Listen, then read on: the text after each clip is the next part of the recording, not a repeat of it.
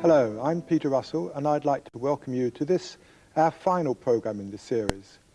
And what we've been looking at so far in this series is the changes which are happening in the world today in terms of the environment, the accelerating pace of change and technology, and the pressures that's putting on each of us as individuals, and what we can do to become more creative, to manage change better, and also the sorts of shifts in values that we need to make if we're to really begin to manage the global crisis that we're in more efficiently.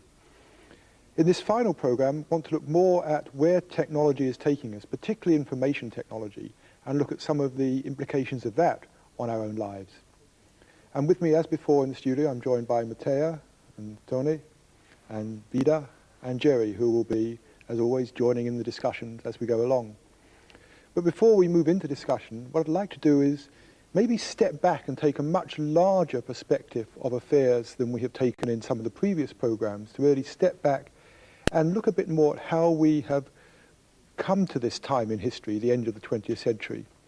And I want to look back not just through human history, but go back and look the whole history of life. And to do this, just go back and very briefly summarize the history of evolution as we now consider it. So if we go back and think of evolution, then the beginning was atoms, simple atoms coming together to form molecules, and then molecules coming together to form larger molecules, and as they integrated, they became cells, and then cells began to collect together, and as they collected together, we formed more complex living systems. And then this process of evolution has continued, of cells becoming, living systems becoming more complex, integrating together till finally we have human beings, who are the most complex living creatures on this planet. And now the same tendency is happening. Human beings are coming together into communities, into villages, into cities, into countries, nations. We're beginning to integrate together on the level of the planet now. This process of increasing complexity and linkage that's been going on for billions of years has now reached a stage of global linkage. And there's another pattern as well that's been going on at the same time, and that is the evolution of information processing. If we go back and look at the very simple stages of evolution, things like DNA, the molecules at the base of every cell, we see they're fantastically complex information processes. These molecules contain the information for all of our bodies, they're in a sense the genetic memory of life. So even DNA is a very complex information processing system. And then as we move up through evolution into senses, simple cells beginning to sense their environment, initially maybe just taking in information about heat or chemistry, those sorts of things. But then as cells evolved, they began developing better senses and began developing nervous systems, so they begin to take in information from their environment and begin to remember it, process it, use it again at later times. So this has been an ongoing process in evolution, this development of more and more complex information processing. And today, with human beings, I think we have probably the most complex information processors on the planet. When we look, our own brains are actually far more complex information processors than any computer we've ever designed.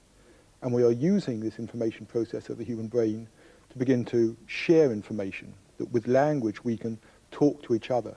We can communicate, we can share our experiences as we're doing here. And through that sharing of experiences, we're beginning to build up a collective body of knowledge. We're beginning to link together collectively. And I think that's one thing that makes human beings special, is this ability to share our experiences so that we don't just learn from our own life like other animals do. We are learning from each other's experiences the whole time. And this, I think, is what has catapulted humanity into a new era of development, and also what is responsible in a large part for the speeding up in current times. That once we began speaking to each other, we had, in a sense, begun the journey on information technology. Speech was a very simple means of beginning to communicate. And to begin with, probably we were just communicating in our tribes. But then as we developed writing, we could begin to communicate more widely. And then printing allowed us to mass produce our ideas and take them to people in distant lands. And then as we've evolved further, we've moved into things like the telephone, where we can begin to speak to people across the planet. And then with radio and television, we've begun broadcasting, so one person can speak to literally millions of others at a time. So this whole process of communication, which began with speech, has been expanded with our information technology to the stage where we can now communicate with almost anybody we choose on the planet. And with computers and fiber optics and things like this, we are developing a global web of information around the planet. And I'm fascinated by this because in many ways it seems the process that's happening, this coming together of humanity and this communication ability, is very similar to what happens in our own brain. And the question is, maybe what's happening is we are evolving some form of what I call global brain, if you like, a brain of brains. It's the linking together of all the brains of humanity, or a large percentage of them, into a single information processing network. And what I find fascinating is that there are probably the same number of people on the planet now, approximately, as there are nerve cells in our own brain. And also, if you look at the way the brain develops, there's the same sort of pattern of development, that a human brain starts off with a large number of nerve cells. There's an explosion of nerve cells early on. It's about 5 weeks after conception. For about 5 weeks, there's this process of very rapid explosion of nerve cells. And you might think, if you were living in the brain then in the womb, you might think, this is crazy, there's not going to be enough blood to go round, this population explosion is crazy. But what happens is suddenly that stops, the number of nerve cells stops, and then for the rest of your life, the growth of the brain is actually about the growth of connections. And I'm just fascinated by the fact that maybe the same thing is happening on the planet. We've had this growth of population, and there are now the same number of people, approximately, as there are nerve cells in our own brain. And as the population explosion is just beginning to slow down, we seem to be moving into the next stage, which is the connectivity through our information technology beginning to link together. And so I just see the same direction that's been happening in evolution is perhaps beginning to happen in our own society. Well, ever since Darwin, philosophers speculated about purpose of evolution or about direction of evolution. This resulted in amount of some philosophical systems which anyway somehow failed to solve or even to explain problems which faced humanity. So what makes you believe that it is still a practical thing to speculate about direction or purpose of evolution, and also what makes you believe that we can even know what the direction of evolution is? I think I'd like to distinguish between direction and purpose. I think the whole question of purpose it's very philosophical, it's almost a theological question, which I don't think we can really discuss here. I mean, some people believe there is a purpose, others not, but that's almost a belief we have. But I think the question of direction for me is empirical. If we accept that evolution has occurred, there are some people I know who do not accept it's occurred, but the majority of scientists today feel that evolution has occurred. So if we accept that, then there certainly seems to have been, let's say, a trend towards increasing complexity, increasing organization, and, as I've been pointing out, a trend towards increased complexity of information processing. So if we accept that trend, I think one of the questions we need to ask ourselves today is how can we work with that trend, if that is a trend of life, and if the same thing is now beginning to happen to the whole of humanity, how can we work with that trend? And that, to me, is where its value comes in. I'm not sure it tells us exactly what we have to do, but we can maybe not resist it. So I think this globalization, again, this is happening, whether we like it or not. We see this globalization in our society. It's certainly a trend. We're talking about global markets as well as global information processing. Talked about the environmental crisis. That's a global issue. We are in a global age. And I think this is the challenge that's facing us, is how do we continue to move into this global age in a way that works for us as individuals. And I think that's the paradox we're up against today. So I think we can't stop it happening, but how can we work with it so that we can actually be happy and healthy as we do it? Peter, I agree with what you're saying about the global network, especially the electronic systems that are connecting us all together now. But I think you're emphasizing it a little bit too much, or you have a little bit too much faith in it. The way I see it, at least, is that for most people on the planet, their main connection is probably through television. And aside from occasional enlightening programs such as this one they may be watching, I think it's basically a regular dose of garbage, such as soap operas in Santa Barbara that they're watching on television. And there's really little that they're getting or sharing with each other through that process. How would you respond to that?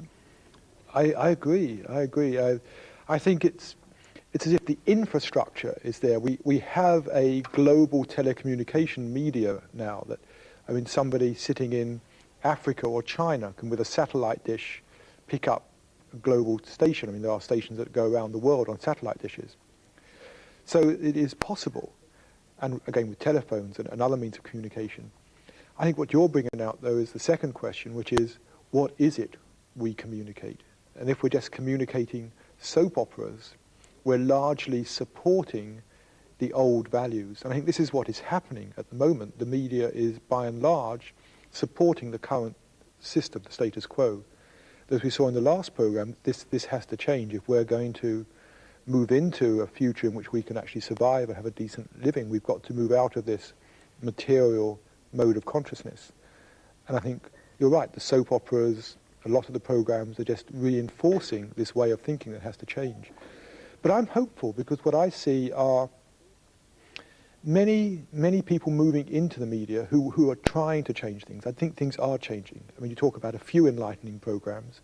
I think there are more and more of these happening. They might have been 1% 10 years ago. Let's say they're 5% now. I see it growing, and I see many people trying to use the media in a better way. So I think, again, it comes back to our individual lives. What can we do? So I'm hopeful that there are people who are really seeking to do useful things in the media. And the more we can begin to shift what we show that actually helps people grow and move beyond this material phase of existence, then it'd be more useful, I think. Does this mean people should share their hearts much more deeper? I mean, in a much more deeper personal level, like your topic of the global brain, that we use faxes, telephones, to share their inner self on much deeper level, like people used to do it among families, among very close friends, and that we could expand this area a little more? I think that's very important. At the moment, if you look at what goes through most of the telecommunication channels, it's financial information, it's business, which is just supporting the current system. And I think you're right. What's happened in our world is we've lost a lot of the feeling side, the sharing of the heart. So I would like to see, and I think, again, it is happening, but maybe not enough, of people using the media to maybe share their feelings, to communicate with people. Because what I find fascinating is, for example, with the telephone, I can pick up a telephone now and be connected to somebody across the planet. And once I'm connected, it takes less time for my voice to go to, say, Japan, and it takes for a message to go from my brain to my fingertip. So we're very, very close physically. What we need to do is bring in the emotional closeness. Maybe we lack information or knowledge, inner knowledge, how we sense these things on distance, how we can read the tone of the voice or other things as well. There was another question I would like to raise here that is maybe also a peril, the way I see it, of this global brain and the global marketplace and the direction we're going into, is maybe a threat to the local identities.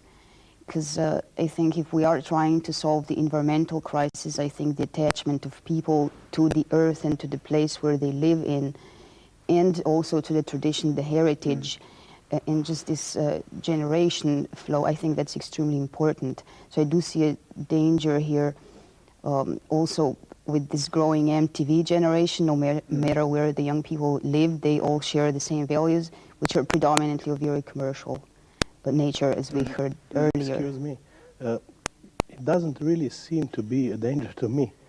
Because you see, one is incidentally born and raised as a German or Czech or whatever else. But this is just a phase that he goes through. And then we are much too similar, perhaps, I don't know. While everybody in Europe can read Tolstoy or Kafka or Kant or anything else and agrees and shares this feeling with him, it really doesn't matter. Perhaps it's a bit greater problem with Eastern cultures. But again, if one is ready or is able to read Lao Tzu, never mind in which language to translate it, maybe in German or in one of the languages he understands. I don't really mean that there must be some preference to native language or native culture. Because I believe we should share some common human values and common humanity more. So perhaps that's to you to decide whether this identity problem is a problem or not. Well, I think it's a question of balance. Balance is the word that's come up in a lot of these programs. I think what Vida's pointing out is there's this trend towards globalization is very often getting rid of or suppressing one's own natural culture, that one's own small community, one's losing that culture. Isn't that what you're talking about? Yes, and the connectedness to that particular area. I do understand it, maybe understood it in a negative sense, but I think especially because of the environmental crisis, it is very important that the communities function and that you do have a sense of belonging to that particular space, the nature and environment. Yes, yes. I think this is, sorry. I think you have to separate the difference between national identity and nationalism. I think that's something that can confuse some people.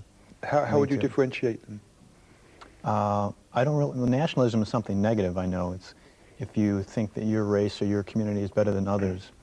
National identity is if you see the differences in your nationality, in your region, and you make the best of those differences and you try to encourage other people to respect them.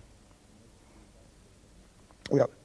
I mean, I sometimes wonder if in 10 years' time we're going to look back at the European community and wonder whether it was such a good idea, this coming together. European Union. Sorry, yes, it's changed again, keeps on changing, the European Union, yeah.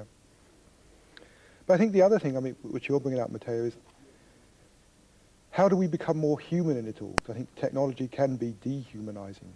Yeah, I agree, and it's also a lot of pressure on people as well. See, that's what my point of view is. And I think, sorry. Yeah, how would you see it? How would you see it? How should we become much more human? Well, I think a lot of it is coming back, for me, about recognizing what is true for each of us. I mean, as we touched upon a couple of other programs, that I think at our fundamental level, we are all human beings seeking to be more at peace in ourselves.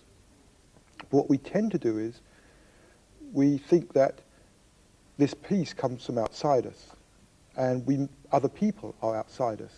And so we tend to treat other people very often as objects. Almost we treat people like motor cars sometimes. And we think, is this person going to be useful for me? Are they going to be good? Are they going to help me find peace? Or if we think they may stand in our way, then we don't like them and we begin to fear them.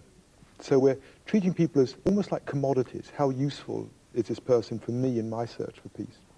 So does it mean that the issue of fear has a very strong emphasis on this issue? And what would its role be? I think yes. I think we have a lot of fear about other people. We're fearing that other people may stand in our way, or that they may threaten our sense of security, or they may not like us. I think that's a fear that many people have, is they think they may not like me, and so we hold ourselves back, or we don't do some of the things we should do because of this fear that people won't like us. But I think one way to overcome, or not overcome it, but to get rid of some of this fear is to recognize that other people are just like us, that every other human being on this planet is somebody who, deep down inside, is looking for peace, just like us. They may be looking for peace in different ways, and some of the ways in which some people look for peace is different from ways in which other people look for peace, and that may be a conflict. But I think if we can recognize that everybody we know, every other human being is seeking to avoid pain and suffering and be more at peace, then I think that can open up compassion. I think it's through that compassion that we can begin to relate to each other better. Because when we don't do that, I think what we tend to do is judge people. We start judging, oh, this is a good person, this is a bad person. And what we're doing very often is judging their behavior rather than just stepping back and trying to understand where their behavior is coming from. So I think when we do that, we can have more compassion, and that can improve the quality of our relationships. So does it mean that we should understand each other, walk into others' shoes much more often? It doesn't mean denial. It just means to approve the differences, to see the differences. Exactly, yes. I think standing in other people's shoes is a good thing. In fact, I realized the other day the word understanding almost implies that. We say we understand somebody. Maybe understanding somebody is to stand underneath them, to stand in their shoes and see what it's like to be that person. But I think we're so caught up in our own worries and fears often, we don't take the time to really step back and try doing that. Here I would say that feedback or communication is very important. Otherwise we can perceive things very differently or wrongly. We have wrong assumptions. Yeah. We create them. I think there's, a couple of very important principles I think that come from this in communication is, firstly, if we recognize that everybody else is seeking to be at peace, or they want love or whatever it is to give that to them. How often in our communication do we say things which actually underneath are sort of subtly designed to hurt somebody or get our own back or show we're better? If we can begin to turn it round and say, how can I communicate so that the other person feels good on hearing it? I think that can change things considerably. So I think that's a very important thing. And what you're saying about feedback is important, is to ask someone, if you share something, if you say something with somebody, say, what do you think I said? Because, how often do we say things and somebody else says they understood, but what they understood is not what we meant?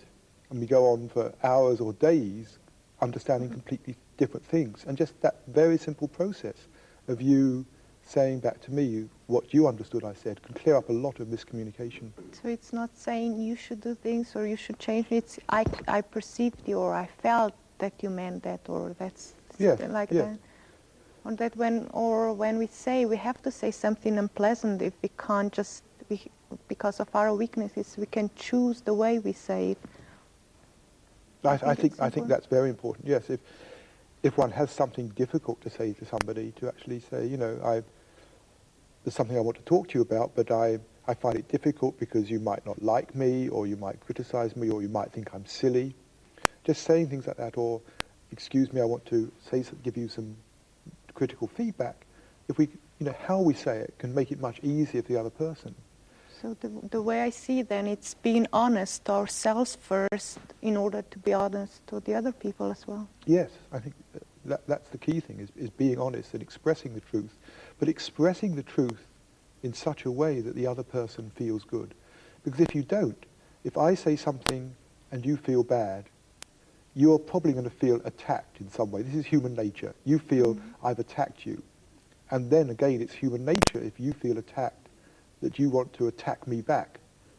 And we get into a vicious circle, and I see so many relationships getting into that.